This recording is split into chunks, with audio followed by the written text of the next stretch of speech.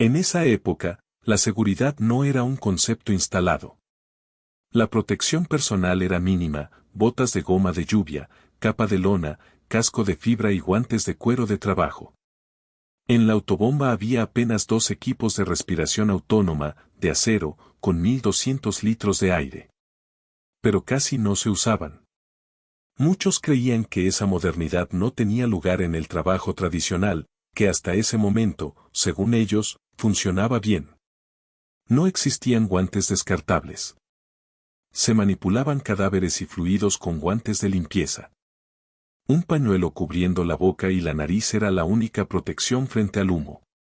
Había que acostumbrarse a respirar fuego. Pero algo estaba empezando a cambiar. La nueva generación, a la que yo pertenecía junto a varios compañeros, traía otra mirada. Teníamos curiosidad, ganas de aprender, de cuestionar. Fuimos de los primeros en empezar a hablar de seguridad y protección. Alrededor de los 20 años, conocimos los trajes de protección estructural que comenzaban a llegar desde Estados Unidos. Y con ellos, todo un nuevo mundo: cascos más seguros, capuchas, botas adecuadas, guantes específicos, equipos de respiración autónoma que empezaban a usarse de verdad.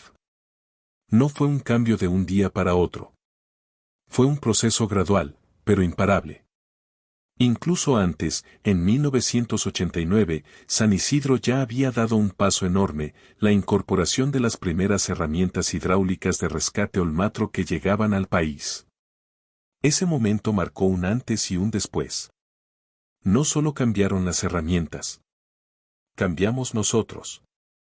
En 1991 se estrenó en los cines una película que se transformaría en un clásico de culto para bomberos de todo el mundo: Backdraft, o Llamarada, como se la conoció en Argentina.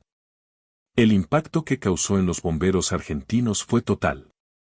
Por primera vez, podíamos ver algo que hasta ese momento nos resultaba lejano, casi inaccesible: estaciones con un ritmo de trabajo intenso, salidas constantes, organización, entrenamiento. Pero sobre todo, podíamos ver tecnología. Equipos modernos, procedimientos distintos, otra forma de hacer las cosas.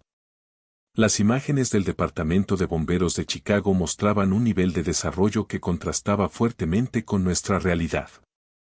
Y junto con eso, algo que nos marcó profundamente: la protección personal estructural. Esos trajes, esos cascos, esos equipos de respiración, no eran solo equipamiento. Eran una forma diferente de entender el trabajo. Para muchos fue solo una película. Para nosotros, fue una ventana al futuro.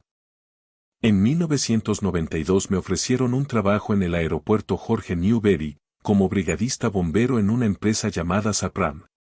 Desde mi casa hasta Aeroparque tardaba 1 hora y media en colectivo. Como entraba a las 6 de la mañana, tomé una decisión: me compré una bicicleta GT de cromo y empecé a ir a trabajar pedaleando. Esa máquina de 2 ruedas me llevaba en 25 minutos.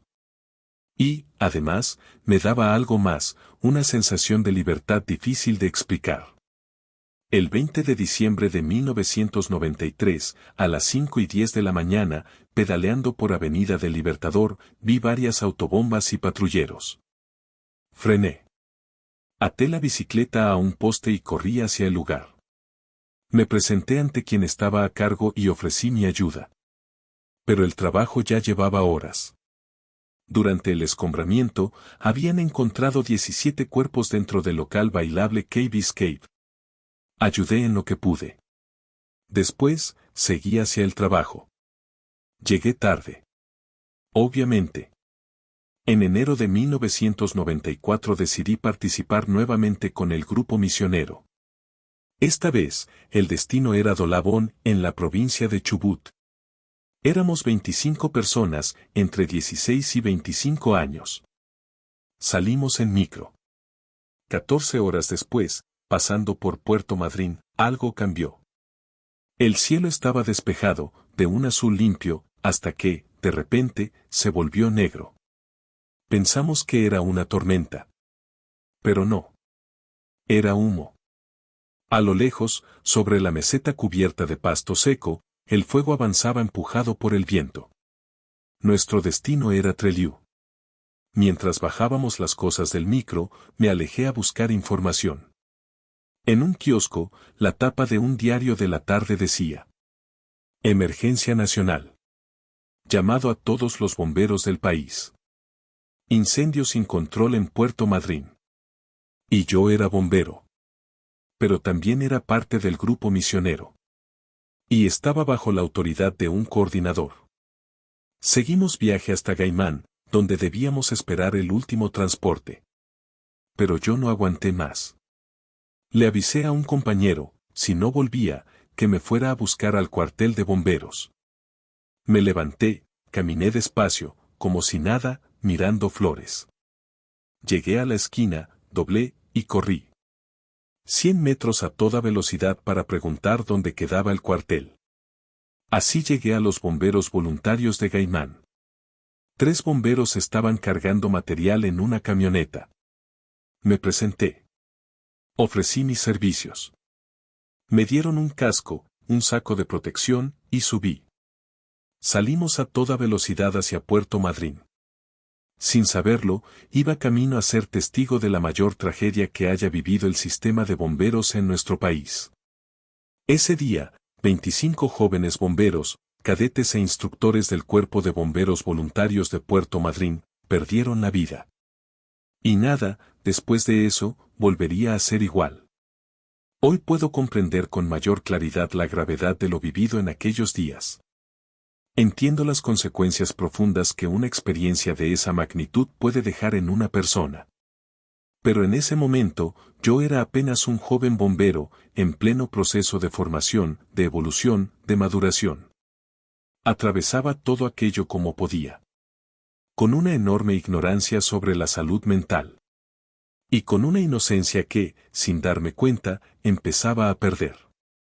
Una inocencia que el fuego, las emergencias y la realidad misma se encargarían de ir apagando, poco a poco, a lo largo de mi vida profesional. Y quizás, con los años, entendí que no todo lo que se pierde en el camino se recupera. Pero sí se puede transformar. Hoy, después de tantos años, puedo mirar hacia atrás y entender el camino recorrido.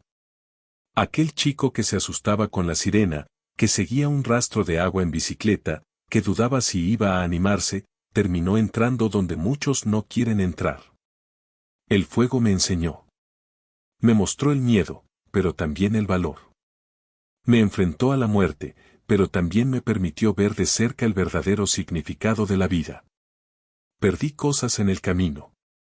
Perdí parte de esa inocencia que tenía de joven. Perdí certezas. Perdí la idea de que todo se puede controlar. Pero también gané algo más profundo. Aprendí que ser bombero no es solo apagar incendios. Es estar cuando otros no pueden. Es avanzar cuando todo invita a retroceder. Es sostener, incluso cuando uno mismo tiembla. Con el tiempo entendí que no se trata de no tener miedo, sino de aprender a convivir con él. Y que el verdadero coraje no está en no dudar, sino en seguir adelante a pesar de la duda. Hoy sé que aquella pregunta que me hacía de chico, si me animaría o no, nunca tuvo una respuesta definitiva. Porque animarse no es un momento. Es una decisión que se vuelve a tomar una y otra vez, en cada salida, en cada incendio, en cada historia. Y si algo me dejó este camino, es la certeza de que, detrás de cada sirena que suena en la distancia, no solo hay peligro. También hay personas dispuestas a enfrentarlo. Hoy, cuando miro hacia atrás, no veo solo una historia. Veo un camino marcado por el fuego. Porque detrás de cada incendio hay historias, hay nombres, hay vidas suspendidas en un instante. Y nosotros, llegamos ahí. No como héroes, sino como personas que, aun con miedo, eligen quedarse. Hoy sé que aquella pregunta, si me animaría o no, nunca tuvo una respuesta definitiva. Porque el coraje no es un momento. Es una construcción. Es una decisión que se renueva en cada sirena, en cada madrugada, en cada llamado. Y si algo dejó el fuego en mí, no fue solo marcas invisibles. Fue una forma de mirar el mundo. Una forma de entender la vida. Y la certeza de que, en medio del humo más oscuro, siempre hay alguien dispuesto a entrar. Hoy, con el paso de los años, puedo mirar hacia atrás y comprender con mayor claridad el camino recorrido. Aquella sensación de miedo y fascinación que me generaban las sirenas en la infancia no desapareció, evolucionó. Se transformó en una motivación profunda que me llevó a elegir este camino. A lo largo de mi carrera, el fuego fue un maestro exigente. No enseñó desde la teoría, sino desde la experiencia directa, desde la urgencia, desde la incertidumbre y muchas veces desde situaciones límite. Esas vivencias implicaron aprendizajes técnicos, pero también personales. Con el tiempo, comprendí que el impacto de estas experiencias no es únicamente operativo, sino también emocional y psicológico. En aquellos años, no contábamos con herramientas ni formación en salud mental. Muchas situaciones se atravesaban desde la inexperiencia y, en gran medida, desde la ingenuidad propia de la juventud. Esa falta de preparación en lo emocional era parte de una cultura que priorizaba la acción por sobre la reflexión. Sin embargo, con el paso del tiempo, se hizo evidente que la formación integral del bombero no puede limitarse a lo técnico. La seguridad, la protección personal y el cuidado de la salud mental son hoy pilares fundamentales de la profesión. También comprendí que el miedo no desaparece. El miedo cumple una función, alerta, ordena, protege. Aprender a reconocerlo y gestionarlo es parte esencial del desarrollo profesional. Ser bombero no implica la ausencia de temor, sino la capacidad de actuar a pesar de él, con responsabilidad, preparación y compromiso. Cada intervención representa una nueva decisión. Una decisión de avanzar en contextos donde otros deben retirarse. Y en ese acto, se pone en juego no solo la técnica, sino también los valores, la vocación de servicio, el trabajo en equipo y el respeto por la vida.